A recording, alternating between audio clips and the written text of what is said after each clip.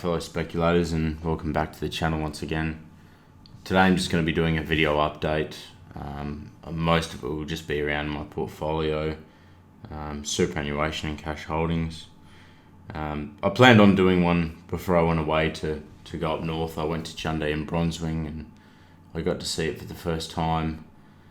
So I was going to do one before I went away, but just never got around to it. But it was good to see Chundee and Bronzewing, particularly Bronzewing. There seems like there's going to be a lot of activity around that area in the next couple of years, especially if the gold price continues, with the way it is at the moment.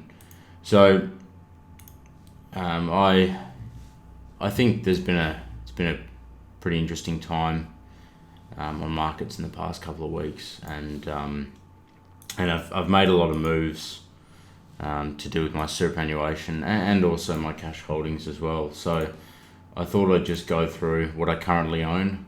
So at this point in time, I currently own West African Resources still. Currently own Cardinal still, although I did sell some of Cardinal out for about $2 profit or so, and I've still got about 15,000 shares in there. Kalamazoo I sold out of on the basis that they'd gone up almost 80%, if not 80%, 70%. Now they're up even higher than what they were when I bought them, obviously, but they've moved quite considerably. So I sold out. There's no fundamental value in a resource, and that's what I'm trying to go for now. So the likes of Calidus Resources, West African Resources, and all the major producers, including Bellevue Gold and Alkane, all these companies with an identified ore body. I guess even Predictive Discovery is onto something at the moment that's really making waves. And they've all, moved considerably. Now, Calidus, I think, reached a high this morning of about 56 cents, 57 cents. It went up 20% on the Friday just gone. And I took these, obviously changed all this over the weekend, tried doing a video, didn't get enough time to do it, so I've done it now. But a lot of these have moved in the past couple of weeks, particularly Bellevue. But anyway, I still hold Perseus in my super. I sold out of Bellevue Gold for about 60 cents in my superannuation, and I've also added Genesis Minerals. Was listening into the Perseus and Santa Barbara conference calls for their quarterlies, the March quarterlies the other week, and I also know another content creator has been following them and listened to that same conference call, and in that was mentioned that they may need more ore, or they do need more ore. I think one week per month for their mill it was, and Genesis Minerals has a pretty decent grade, pretty decent resource. I think most of it is in reserves, but I'm not 100% sure. I went through the table, and I'll probably do a video on that one as well. But it seems as if it's in a very, very strategic location. There's companies all around it. There's I think even Dacian Gold is around it. Whole bunch of them are around it. So I'll do a video on that one in the future and explain more or less why I've bought in, and for the exploration upside and things like that, and the potential that they might get bought out. So Predictive Discovery's had a good week as well. They've moved quite a bit, and I've got a bit to go through on them today as well. So here's the superannuation portfolio. Perseus Mining, still own that, doing really well. They said, I listened to the quarterly, they had a pretty average March quarter, but their CEO did say that they'd have a better June quarter, and I think the price is starting to catch up now. It sold off quite a bit, but it didn't bother me. They're a producing company, and what I'm trying to do with this superannuation portfolio is add value, dividends or gold producers, either. West African Resources still in there, had a huge move, doing really well. I think there's a huge upside for both of Perseus and West African Resources if a gold bull market comes into play. Especially with all the things that's going on in the world right now, the riots, the virus, and it's a pretty sad time, I think. But what do you do? It's just been a pretty average year for things like that. But it doesn't mean that you can't make money at this point in time. So that's my aim for this year, is to do better than what I did last year. So Qantas and Westpac. Now Westpac are going for a bit of a lawsuit at the moment, but a bank's a bank. I bought in, not a lot as you can see, just a few, about $2.5 worth in each. Just for, they were pretty much on bottom, and as you can see, they've since then moved a bit higher, paying dividends. Westpac's dividends are pretty good. I can't remember the exact figure. I think it might be 8.9% or something around there, I think it was. They looked attractive when I bought in anyway. It was a good couple of weeks ago because I've been away for quite a while now.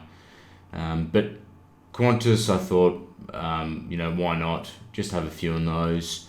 I've got cash waiting on the side quite a lot after I sold out of Bellevue. So I'm sort of waiting to see what I do with that. I don't really know about getting into any more banks during this year. I kind of want to see how the economy goes after this year. Maybe in the September quarter or end of September quarter or the end of December quarter, I'll think about adjusting it. But at the moment, we'll just see what happens. So with that being said, I did sell out of Bellevue, as I said. I think they reached like a 93 cents this morning or something like that I saw on open. I sold out of Bellevue Gold because all their resources are in inferred. There's no engineered study, and I've said this before. For me, 60 cents was, besides from all the hype, and I probably knew it was going to go higher, but, would I have stayed in if I knew it was going to go higher? Of course. I think everybody would, but for me, that's where value comes, and they're not a producer and they don't have reserves as of yet. They are doing some infill drilling and they've hit some really, really decent results, but I'm still skeptical, and I'd like to see, obviously, what they're going to do with that resource in the future, and how much of it they're going to be able to convert. 93 cents for a stock that's in inferred resources, it'd be pushing over $600 million market cap now. It's just seems a little bit on the high side for me. I think there's a lot of hype surrounding it, and if anything, I think, despite the fact that I'm guessing a lot of people are making money on it, I would be very, very careful, because what matters is the value, and the value right now is not. It's an estimation. It's not a guarantee. There are better, I guess, better value for your money at the moment, with the likes of Cardinal Resources, and probably even West Africa at the moment. Even Calidus Resources, I think, is probably more of a better alternative at the moment, but they do have high grade. So it's, if they really can convert that, and they do a study, a pre-feas, and it is economical, and it's, a project that's going to, generate a fair bit of cash flow, free cash flow, then I'll think about, going back in and changing my sentiment. But at this point in time, I can see it dropping back eventually. They've raised a lot of money. And I'd like to see how it goes. I will follow it. I'll continue to follow it. It's going to be an interesting one for the future, nevertheless. So yeah, sold out of that, and then just waiting to see what happens with all these. So looked at Commonwealth. I've looked at Vanguard ETF. I've looked at a few others, like I said, Macquarie. So we'll see what happens. see what happens in the future and whether or not I change my mind in the coming months. So the next one is obviously the cash holding. So the cash holding's been doing really well. It's, Cardinal's still roughly where it is. Genesis, what I bought into, just a bit over 3 cents. So doing quite well with those at the moment. Still waiting for something from, still seeing how they go. Very, very strategic location, as I said. So I don't think they're going to last long, personally, but we'll just see how they go, I guess. PDI released another announcement. It was more of a sell the news event, but on the days leading up to that announcement, they really, really got some traction, and then they went into a trading halt. So I'll go through that a little bit more in depth. I plan on doing a video on Cardinal, which is what I started before I went away, but I went away for about 2.5 weeks. So yeah, haven't had the chance to finish that one off, but I'll get started on it now that I'm home. So West African Resources, big move, huge move. There's an ETF, the VanEck GDXJ is potentially going to buy in to WAF for about 30 to 40 million shares on June 18, or potentially the week before. I think it gets announced on the 12th of June. So about then it should be. So for me, there's 3 things. The stoping all comes in Q3 with West African Resources, which will increase the grade substantially. That's my assumption, until proven anyway. And obviously the ETF buying in could really push this past $1. So I'm also waiting to see what happens with that. And I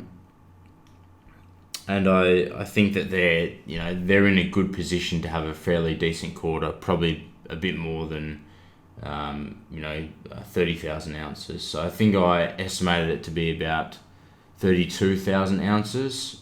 They've also got underground development all coming into the mine plan now as well. So should see what happens with that. So I've updated all these, and I'll continue to update them throughout the weeks. I've sold out of some of these. Kalamazoo completely sold out, like I said. Cardinal sold out a little bit.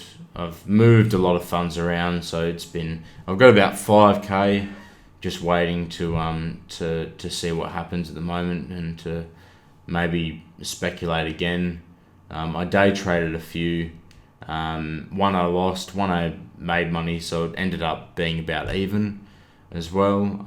It was hard to do up there. You obviously don't have the trading platform that I do down here with the dual monitors and all that, so it's pretty difficult, but it worked out okay. Still broke even, so that's not a bad thing. So I'll just go into this now. I'll just quickly go through these because I don't want this video to be really long. It is only an update. So West African Resources, they finished Zambrano 20 million US under budget, 10 weeks ahead of schedule. The first gold was shipped on the 4th of May. I think it was about 23 million US worth of gold. So there it is. You can see they're all happy, and first shipment, big milestone for the company. Hence the reason why it's moved up to 84 cents, and probably why it will move a lot further in the next coming months as they build up their cash flow. First gold pour as well, so doing really well. The first stoping all coming in the September quarter, so I'm guessing probably around August, maybe mid-August, something around there. As long as it's within that period, it doesn't matter. They do, like I said, have some underground development ore going in, and I think that's got, in some areas, got higher grades than what the open pits do, as you'd expect. So hopefully that will boost up the grade a bit to maybe 2 grams a tonne. Would like to see 2.5 grams a tonne at the current run rate, to get over that 4,000 ounces per week is what I'd like to see. I don't know what the underground development ore is. So trying to put that in with the open pit tonnage rate per day is a bit too much of a speculation for me at this point. So I look forward to seeing what happens with that in June. The other thing that they had is they bought out Toega, a deposit by B2 Gold, not that far, only about 14 k's I think it is, within trucking distance, and 14 k's is actually a pretty good distance in comparison to a lot of open pits that I've seen, especially now being in Ijunde, I've got to see a few open pits, and obviously up where I'm based there's quite a few, and one's about 40 k's away, so it's good to see how close it actually is, and the cost I don't think will be that too much.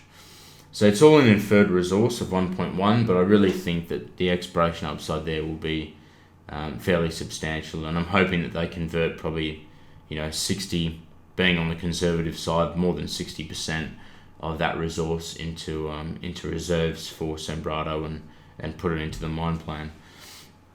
So what's next?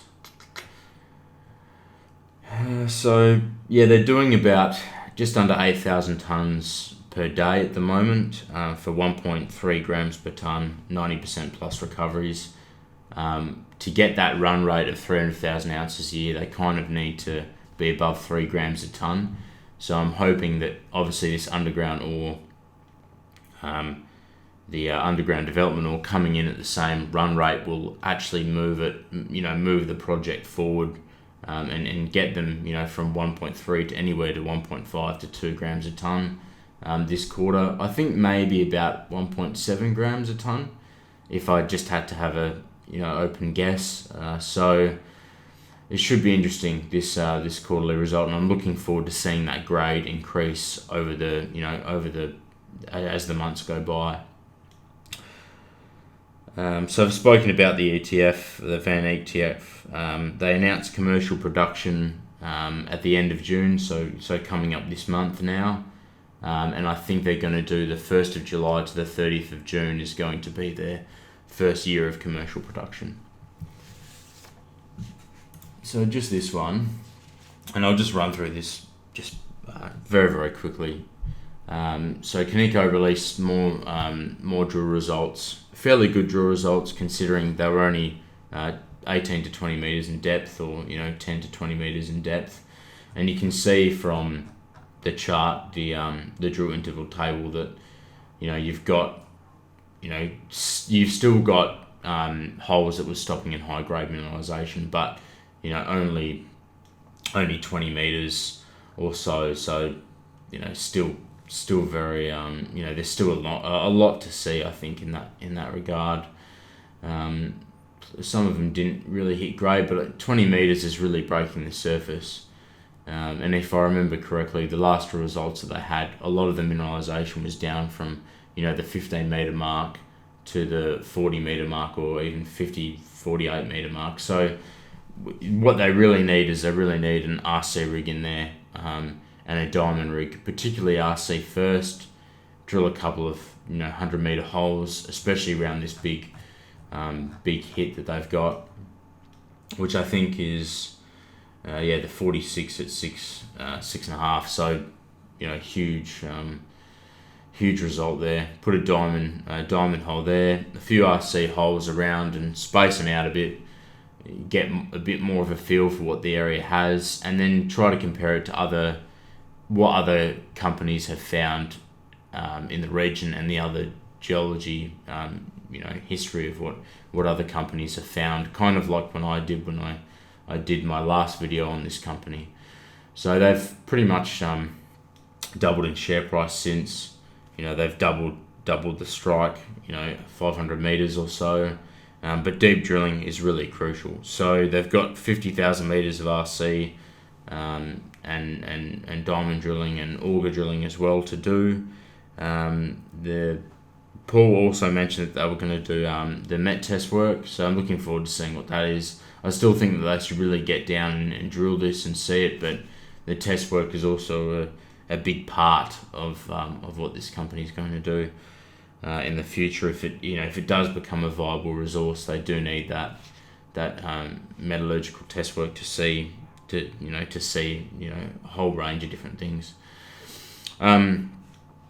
So a few holes ended in mineralisation as well, which was good to see. So as you can see, it's sort of starting to branch out now, and who knows where this goes. I'd like them to do more drilling down and near the Bancan Creek as well, down that way, and even do a few little auger drill holes just down that way, and just to see what it is. And I think they have planned for that, but they're better off sort of following this and seeing where it goes, instead of wasting money in areas that are new, essentially. So that'll be it for today's video. As I said, just an update on what's going on and what I've done, and how it's looking at the moment. So yeah, it doesn't look like that this morning. It's completely changed now. WAF has fallen down by about 3 or 4 cents. So I plan on doing more videos over the coming days, coming weeks, as well, and keeping you guys updated and all that, and how this is all unfolding. Thank you very much. If you're new to the channel, welcome, and if you're revisiting again, thank you very much for the support. Cheers.